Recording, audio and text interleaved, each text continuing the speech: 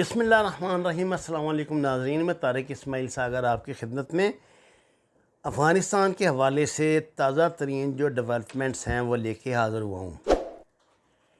ناظرین کرام، آپ کو علم ہے کہ کل امریکن سیکرٹری آف اسٹیٹ نے دورہ کیا دلی کا، اور وہاں پہ جو ان کے مذاکرات ہوئے، جس کے بعد مشترکہ بیان ان کا جاری ہوا کہ ہر قیمت پر یہ اس کی حفاظت کریں گے افغان رجیم کی، اور طالبان کو روکیں گے۔ اور امریکن جو جرنل ہے اب یہاں، اس کا بھی کل بیان آیا جس میں انہوں نے کہا ہے کہ وہ طالبان پہ فضا سے بمباری کریں گے، اور پوری جو امریکن ایئر فورس ہے وہ اس میں حصہ لے گی، اور یہ بات کبھی ممکن نہیں کہ ہم اس کو پیش قدمی کر دیں یا آگے آنے دیں یا کچھ کرنے دیں۔ جو تماشا لگنا تھا لگ گیا۔ آپ کو ایک بات کا علم ہونا چاہیے کہ امریکہ بگرام سے نکلا ہے، کابل سے نہیں نکلا۔ کابل کا ایئرپورٹ ان کے قبضے میں ہے، اور یہاں سے وہ ڈرونز 130S C-130S جو ہیں، اور B-52 جو بمبار ہیں پیارے، یہ درجنوں کی تعداد میں کھڑے ہوئے ہیں، اور وہ بڑی بے رحمی سے طالبان پہ بمباری کر رہے ہیں۔ آپ یہ بات پروپیگنڈا نہ سمجھیں، مانے یا نہ مانے، میرا خیال ہے کہ پچھلے 5-6 روز میں انہوں نے 1000 سے زیادہ جو طالبان ہیں انہیں شہید کر دیا ہے۔ طالبان یا ان کے حمیتی آپ جو بھی سمجھ لیں یا سیورین سمجھ لیں، بہرحال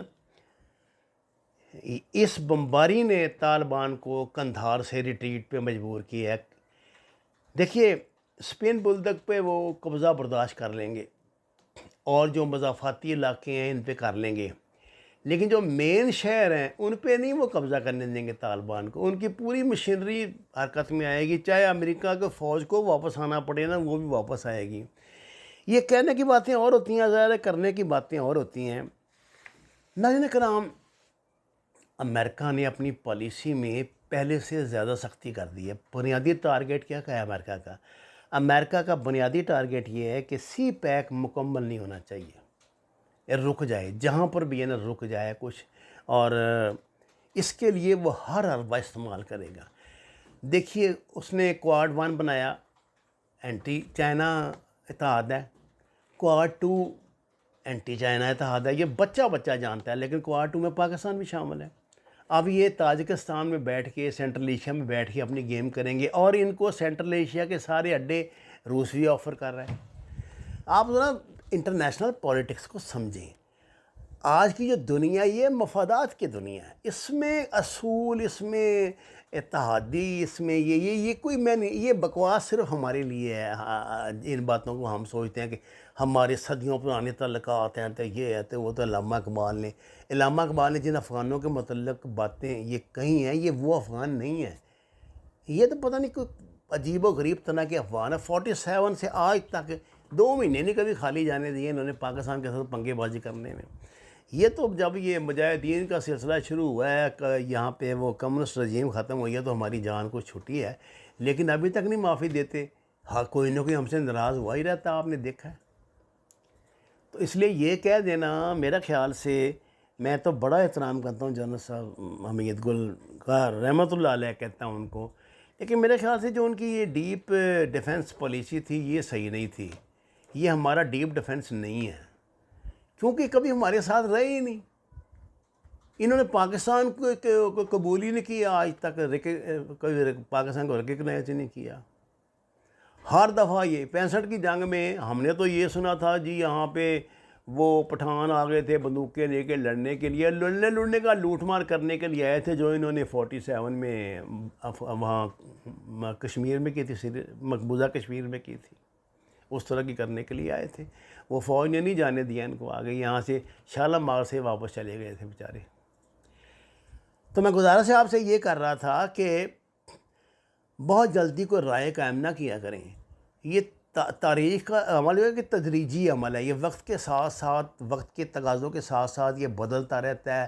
دشمنیاں، دوستیاں، کل سیکنڈ ورلڈ وار میں لاکھوں لوگ مار دیے انہوں نے آپس میں، جرمنی نے، برطانیہ نے، روس نے، اللہ آپ کا بھلا کرے، دوسرے مغربی ممالک فرانس نے، پھر اس کے بعد کیا ہوا، سارے ایک ہو گئے، وہ بنا لیا وہ جو یورپین اتحاد بنا لیا انہوں نے، یورپین یونین بنا لی، اور اب کیا ہوا ہے، انگلینڈ نکل گیا اس سے، اس نے کہا نہیں جی ہم نے تو اپنی علیحدہ پوزیشن رکھنی ہے۔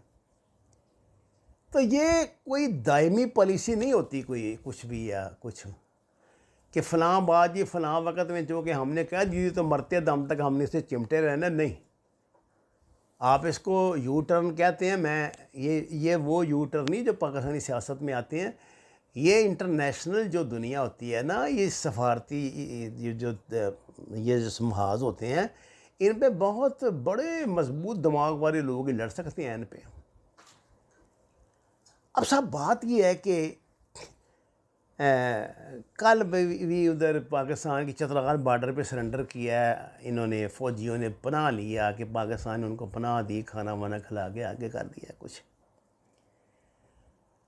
دھمکیاں گالیاں مسلسل دے رہے ہیں، اور جان بچانے کے لیے، یہ پہلی مرتبہ نہیں ہوا ہے، اب 8-10 مرتبہ ہو چکا ہے۔ اب آپ نے دیکھا جو تیزی تھی طالبان کے حملوں میں، جب سے امریکہ نے بمباری شروع کی ہے، اس میں ایسا ایسا کمی آ رہی ہے، یہ کمزوری ہے طالبان کی، ان کے پاس ایئر فورس نہیں ہے۔ ہماری اگر ایئر فورس ہوتی نا اس میں 71 کی وار میں ڈھاکہ میں، تو سوال ہی پیدا نہیں ہوتا تھا پاکستان کہ ہم سرنڈر کرتے۔ ہم نے 65 کی جنگ اور اس کے بعد کی جنگیں کارگل وغیرہ جو بھی ہے صرف ایئر فورس کے سر پہ جیتا ہے، کیونکہ ایئر فورس جو ہے وہ کسی بھی جنگ میں کلیدی کردار ادا کرتی ہے آج کل کی جنگوں میں۔ اور جو مطلب جو غاصب ہوتے ہیں، جو اگریسو ملک ہوتے ہیں، ان کی نیوی، لیکن ان کے نیوی کے بیڑے میں ایئر فورس بھی شامل ہوتی ہے، ان کی پیدل فوج بھی شامل، اس کو وہ نیوی کہتے ہیں صاحب کو۔ ہم تو چھوٹے غریب ملک ہیں، ہماری نیوی میں تو ظاہر ہے جہاز اور آبدوزیں ہوتی ہیں، یا کشتیاں ہوں گی لڑاکا، یا شاید کمانڈو ہوں گے تھوڑے سے بیچارے، یا یہ اس کی فضائی سمندر کی نگرانی کے لیے جہاز ہوں گے 2-4، اور کوئی ہم نے وہاں سے جہاز اڑا کے بمباری تو نہیں نہ کرنی۔ ناظرین کرام، میں اس بات پہ کبھی کبھی حیران ہوتا ہوں کہ یہ طالبان ایک دم جو نکلے تھے، فٹافٹ سرنڈر ہو رہے ہیں، یہ کیا کسی منصوبے کا حصہ تھا؟ اب مجھے سمجھ آئی کہ جی ہاں، یہ کسی منصوبے کا حصہ تھا۔ اس میں 2 چیزیں، ایک تو وہ دیکھ رہے تھے جو منصوبہ ساز تھے کہ ان کی کتنی ورتھ ہے، کتنی کی ان کی کیپیسٹی ہے، اور دوسرا وہ دیکھ رہے تھے عوامی رد عمل۔ عوامی رد عمل کا بدقسمتی سے یہ ہے کہ طالبان کے ساتھ بڑے متقی اور پرہیزگار مجاہدین تو موجود ہیں، عوام نہیں ہیں۔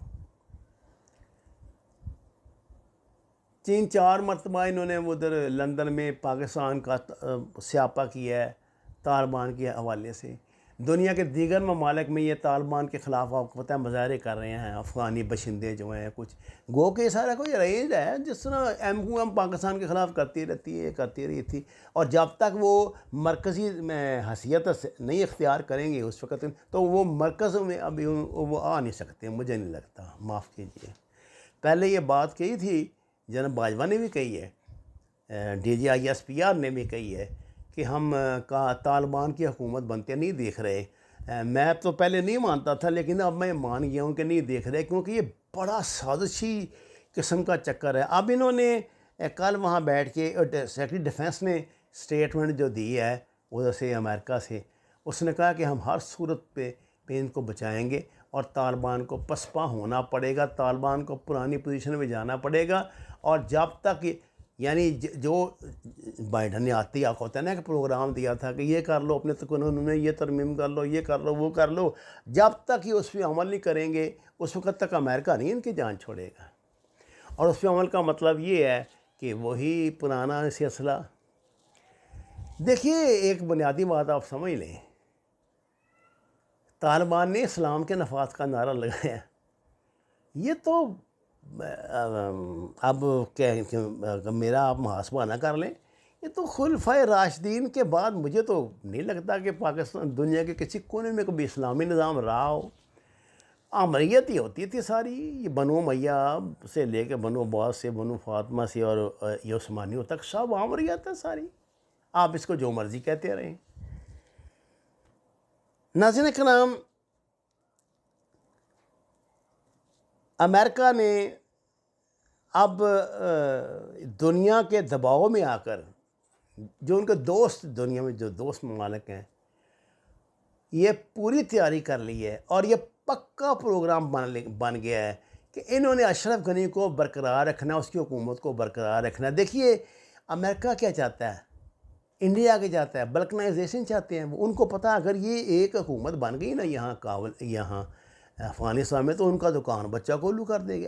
انڈیا کی ساری سرمایہ کاری داؤ پہ لگ جائے گی، امریکہ کو کوئی پیر نہیں وہاں پہ رکھنے دے گا۔ لیکن بلکنائزیشن ہوگی نا کہ مختلف گروپ سے مختلف جگہ پہ قابض ہوں گے، تو کسی بھی گروپ کو ساتھ ملا کے وہ آپریٹ کر سکتے ہیں، اور یہی ان کا طریقہ کار ہے، یہ انہوں نے کرنا ہے۔ تو بڑا سوچ سمجھ کے ہمیں چلنا پڑے گا۔ ادھر ہمیں دھمکیاں بھی لگوا دی ہیں انہوں نے، اور مغربی میڈیا بھی ہمارے خلاف کھڑا ہو گیا ہے، اور پاکستان کے اندر میں حیران ہوں، نذیر چوہان کو وہ انہوں نے گرفتار کر لیا کہ انہوں نے شہزاد اکبر صاحب پہ جو وزیر مشیر پرائم منسٹر کے جو کفر کا فتویٰ لگایا تھا کچھ، اب پاکستان پہ کفر کے فتوے جو لگ رہے ہیں وہ کچھ نہیں۔ پاکستان کا کوئی والی وارث، شہزاد اکبر کا تو والی وارث تھے تو نذیر چوہان پکڑا گیا ہے نا، پاکستان کا والی وارث کوئی نہیں تو پکڑتے، اس کو پکڑو۔ جس نے کہا تھا میں انڈیا سے مدد مانگوں گا، اسماعیل گجر نے، اس کو پکڑو۔ جو کہہ رہی تھی کہ انڈیپینڈنٹ کشمیر، جن لوگوں نے کل پاکستان کے خلاف گالیاں دیا، نعرے لگائے ہیں شاردا میں، ان کو پکڑو۔ پاکستان کا کوئی والی وارث ہی نہیں ہے جی۔ ساتھ جی یہ ذاتی لڑائیاں اپنے گھروں میں رکھیں، اس طرح تو آپ کے کیے کرائے پہ پانی پھر جائے گا، آپ کے اچھے کام کو بھی غلط سمجھا جائے گا۔ وما علینا الا البلاغ المبین۔ ناظرین کرام، درخواست ہے قرآن اور نماز سے ہدایت حاصل کریں، ہمارے چینل کو سبسکرائب کریں، لائکس دیں۔ آپ کا شکریہ۔